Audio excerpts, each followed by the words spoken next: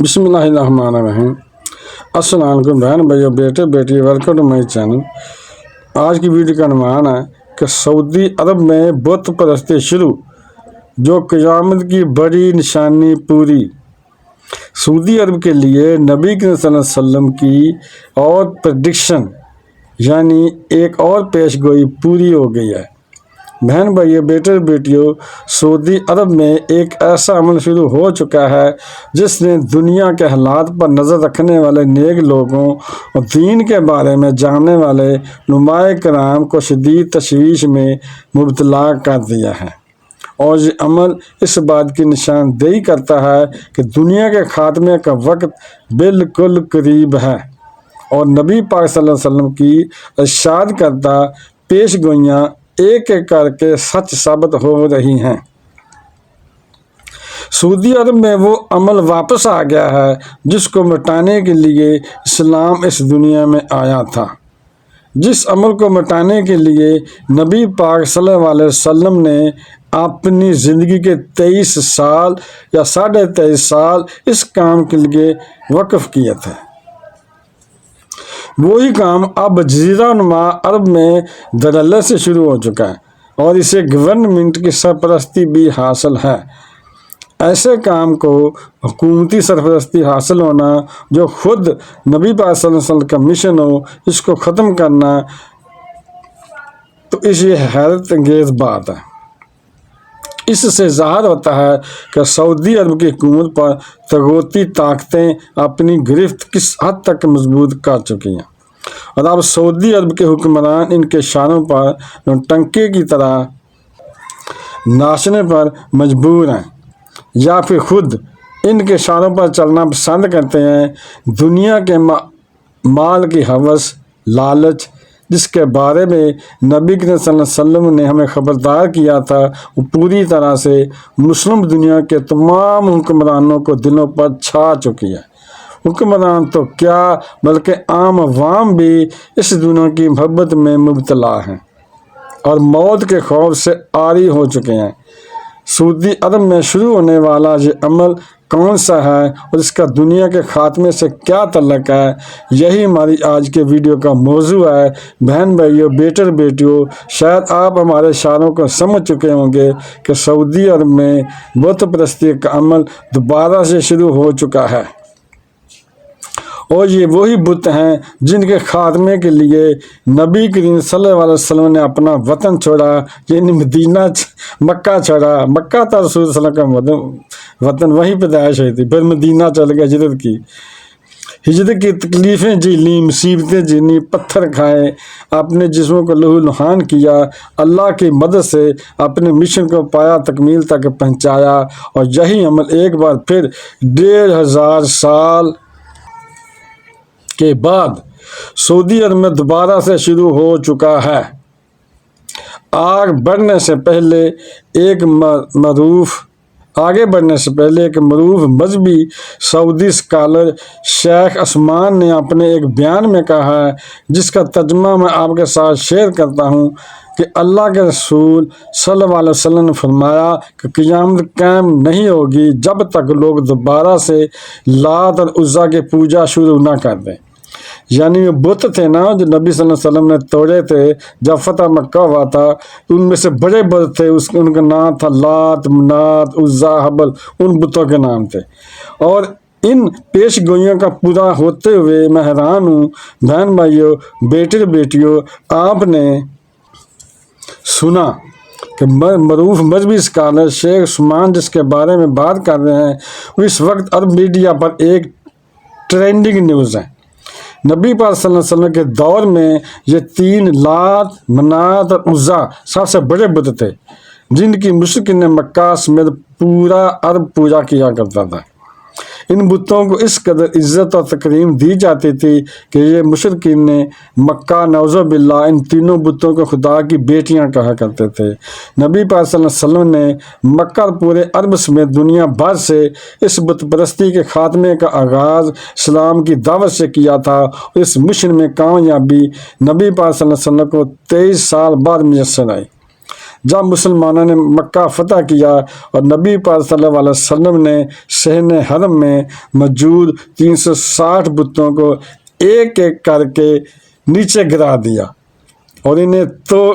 توڑ کر ختم کر دیا، اور آج اس واقعہ کو تقریباً 1450 سال کا عرصہ گزر چکا ہے، اور اس عرصے میں عرب میں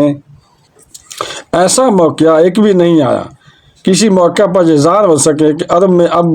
بھی لات منات اور عزا کے پجاری موجود ہیں۔ البتہ کچھ عرصہ پہلے سعودی عرب کے مین اسٹریم میڈیا سمیت سوشل میڈیا پر ایک خبر وائرل ہوئی ہے کہ عرب کے کچھ چھوٹے چھوٹے قبیلے ان 3 بتوں کی دوبارہ سے پوجا شروع کر چکے ہیں، اور یہ خبر بھی کافی پرانی ہو چکی ہے، اور اب تک گورنمنٹ کی طرف سے ایسا کوئی عمل سامنے نہیں آیا جو اس بت پرستی کو ختم کرنے میں دلچسپی ظاہر کر رہا ہو۔ اور اس کی ایک وجہ یہ بھی ہے کہ سرمایہ دارانہ نظام حکومت میں سیکولرزم کے نام پر مذہبی آزادی بھی لی گئی ہے، جبکہ نبی پاک صلی اللہ علیہ وسلم واضح طور پر کم سے کم جزیرہ نما عرب سے تمام بتوں کو باہر نکالنے کا آرڈر جاری کر چکے تھے۔ البتہ موجودہ سعودی حکومت، جو خود سرمایہ دارانہ نظام کے سب سے بڑے بینیفیشری ہیں، اگر ہم ان کی بات کریں، اور عالمی طاقتوں کے پٹھو بنے ہوئے ہیں تو اس لیے ان میں اتنی جرأت باقی نہیں رہی ہے کہ وہ کوئی ایسا انیشیٹو لے سکیں، کوئی ایسا قدم اٹھا سکیں، اور نبی پاک صلی اللہ علیہ وسلم کے اس حکم کو پورا کرتے ہوئے ایک بار پھر جزیرہ نما عرب سے ان بتوں کو باہر نکال دیں۔ بہن بھائیوں، بیٹے بیٹیوں، عرب میں بتوں کی پوجا کا دور شروع ہونا ایک ایسی خبر ہے جس کی پریڈکشن نبی پاک صلی اللہ علیہ وسلم اپنے دور میں فرمائی تھی۔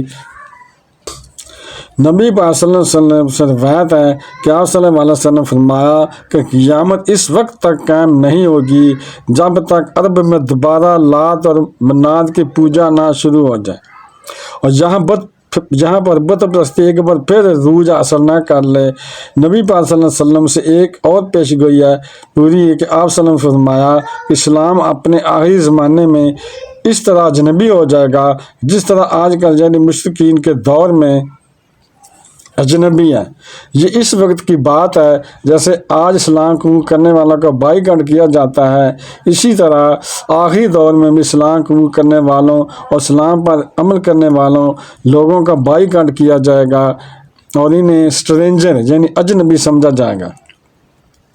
نبی پاک صلی اللہ علیہ وسلم کی ان دونوں فرمانوں میں سے صاف صاف ظاہر نظر آتا ہے کہ دنیا کے آخری دور کا آغاز ہو چکا ہے، اور اس کے آغاز میں عرب میں دوبارہ سے بت پرستی شروع ہو چکی ہے، جیسا کہ شیخ سلمان نے اپنے بیان میں واضح طور پر کہا ہے کہ میں یہودیوں کے سرخ بچھڑوں سے بالکل خوف زدہ نہیں ہوں، اور نہ ہی انہیں بھی کسی قسم کی اہمیت کا عمل سمجھتا ہوں، کیونکہ یہودی محض اپنی کتاب کے مطابق عمل کر رہے ہیں جو اب منسوخ ہو چکی ہے، اور اس کی جگہ قرآن پاک آ گیا ہے، جبکہ نبی پاک صلی اللہ علیہ وسلم کی حدیث اور خود قرآن کریم کے مطابق آخری دور کی نشانیاں بالکل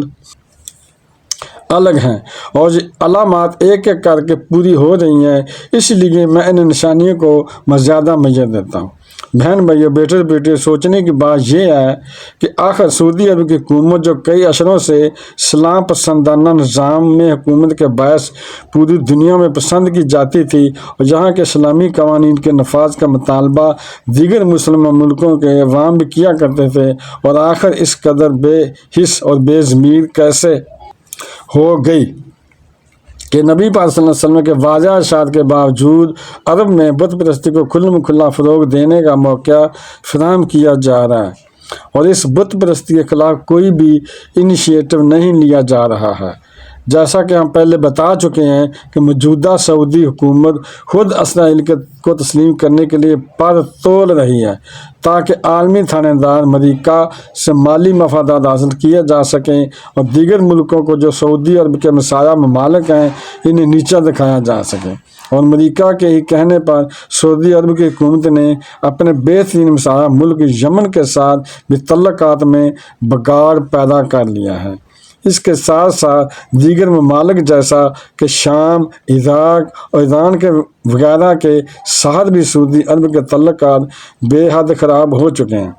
اور اس طرح سعودی عرب کو مالی مفادات کے پیچھے لگا کر خطے میں بالکل سائیڈ لائن پر کیا جا رہا ہے، تاکہ جب ضرورت پڑے تو مسلمانوں کے یہ مقدس ترین مقام بڑی آسانی سے غیر مسلم کے اللہ نہ کرے کہ استغفر اللہ توبہ نعوذ باللہ قبضے میں آ جائے۔ یہ صورتحال انتہائی خطرناک ہے اور سعودی گورنمنٹ کو چاہیے کہ وہ نتائج کا خیال رکھتے ہوئے ہر قدم اٹھائے تاکہ نہ صرف اس دنیا میں ذلت ان کا مقدر بنے بلکہ آخرت میں بھی ان گھٹیا مال کا جواب دہ نہ ہوں، بلکہ سعودی عرب کی سرزمین اور یہاں کے عوام کے محافظ کے طور پر یہاں پر بھی سرخرو ہو سکیں۔ ہم مسلمان پھر ایک بار ذلیل اور خوار ہونے سے بچ جائیں اور اسلام کی حفاظت میں آ کر دنیا کو امن کا گہوارہ بھی بنا سکیں۔